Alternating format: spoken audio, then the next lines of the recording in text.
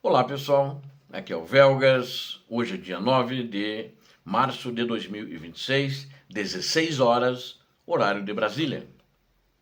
O fim do apoio a Putin? Pela primeira vez em 5 anos de conflito, de guerra na Ucrânia, provocada justamente pelo Putin, os alicerces da sociedade russa estão estremecendo.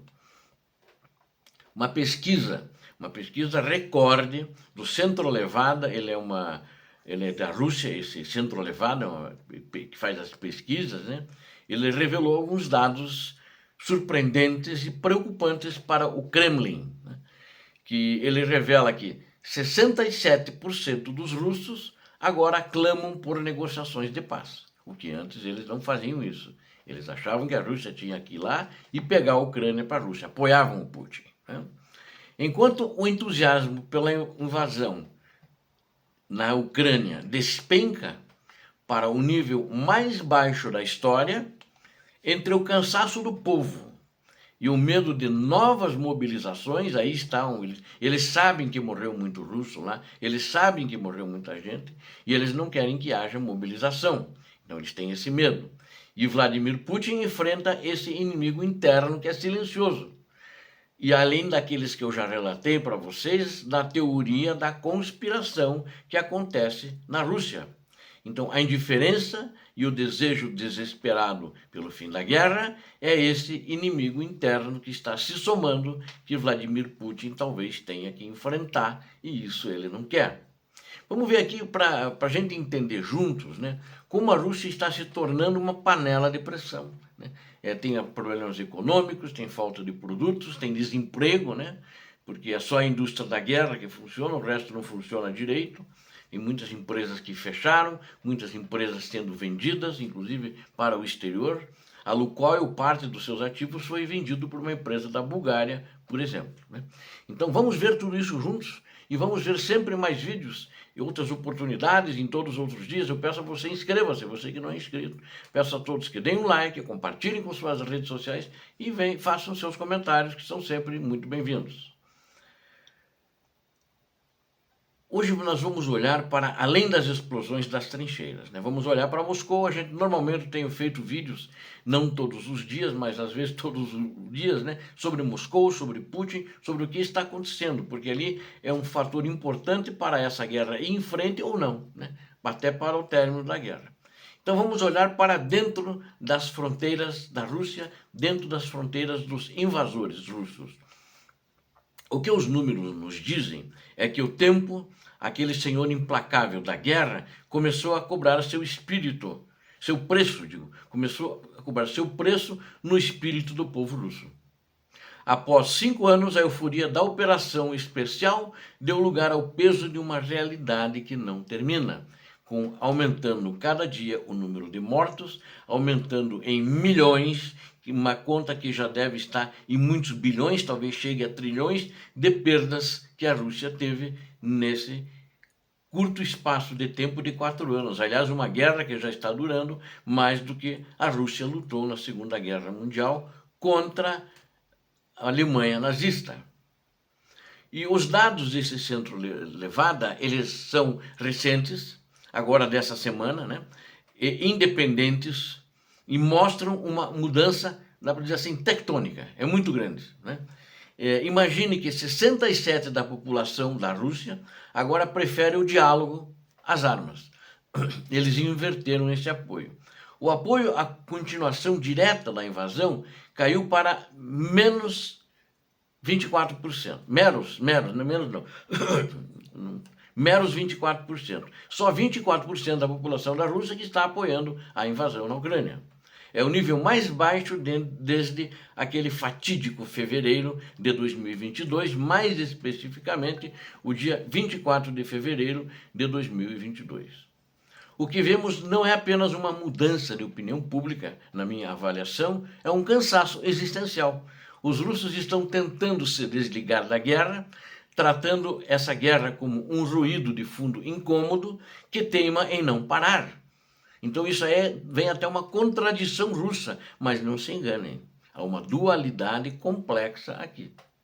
Ao mesmo tempo, a pesquisa mostra isso, em que querem a paz, a maioria ainda apoia as ações das Forças Armadas, por uma questão de orgulho nacional ou medo. Eles querem a paz, mas eles ainda apoiam o que o exército está fazendo lá na Ucrânia, ou as Forças Armadas deles.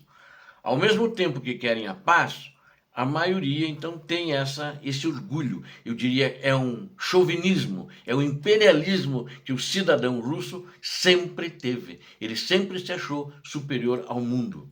E é isso que ele quer, a grande maioria dessa população, apesar que eles querem que haja uma negociação.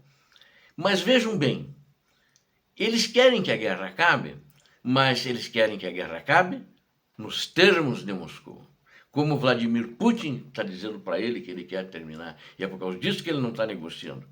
Então, eles querem que a guerra termine, estão com esse sentimento, eles estão sofrendo por causa da guerra, mas tem que terminar como Moscou quer. Não vai acontecer, né? Porém, o medo de uma nova mobilização, que é muito forte, de ver seus filhos enviados para o moedor de carne, em lugares que eles já ouvem falar, como Pokrovsk, que a televisão russa não mostra a realidade do que está acontecendo lá, ela mostra uma fantasia, uma mentira, uma desinformação, né? Mas eles já sabem, porque muitos deles têm internet, mesmo que ela está controlada, é proibida, mas eles conseguem canais alternativos em que eles conseguem saber o que está se passando de fato na frente, no fronte. E mesmo porque tem canais, que eu cito também muitas vezes esses canais, que estão contrários à política de Vladimir Putin e às ações do exército que não avançam na Ucrânia. E dá para dizer claramente, né? Eles não querem ser carne moída em Pokrovsk, e agora eu citei recentemente no vídeo anterior de Ivanitsky, que eles também não querem ir para morrer lá. Isso fala mais alto que qualquer propaganda estatal. Foram dois exemplos que eu dei, Pokrovsk e Ivanitsky, né? Mas em qualquer lugar da Ucrânia, sim. Põe na carne moída e avança contra a Ucrânia. São primitivos, o exército deles é primitivo. Eles não acham isso. O labirinto das negociações, né? Tem um índice de aprovação de Putin sobre oscilações, as mesas de negociação tornam-se labirintos de fumaça.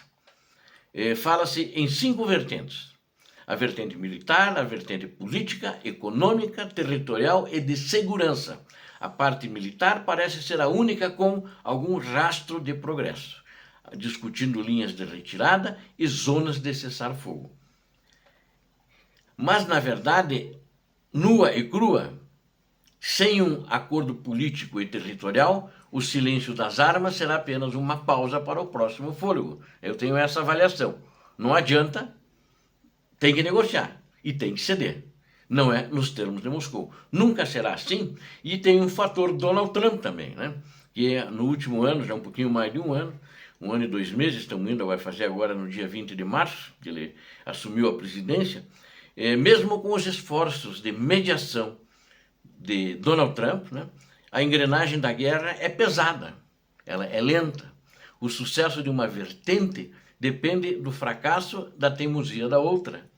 A sociedade russa, por enquanto, observa de longe, com 56% das pessoas evitando acompanhar as notícias para não encarar o abismo que se abriu sob seus pés. Eles falam isso. Eles não querem porque sabem que a situação lá está muito difícil e está feia e que a Rússia não avançou. Eles têm essa certeza. Mas o ditador do Kremlin ainda detém as rédeas do poder. Também temos que analisar isso. Mas as mãos que seguram essa rédea começam a sentir a resistência do povo que quer negociar, que não quer mais a glória de sangue, porque não quer, mas ele quer a tranquilidade, a paz. Eles não querem, principalmente os moscovitas e os habitantes de São Petersburgo, não querem mandar seus filhos para os moedores de carne. A história nos ensina que nenhuma guerra dura para sempre, quando o próprio povo decide que já foi o bastante. E o relógio do ditador russo, Vladimir Putin, está correndo. E o som que ele faz é o das vozes, esse relógio, o som que esse relógio faz é o das vozes de milhões que agora pedem chega de guerra. Obrigado a vocês que assistiram a esse vídeo. Conto com vocês, inscrevam-se no canal, deem um like. Fiquem conosco, inscrevam-se no canal, vocês guerreiros da verdade. Deus abençoe a todos vocês, Deus abençoe a Ucrânia, Deus abençoe o Brasil. Paz e bem, paz para toda a humanidade.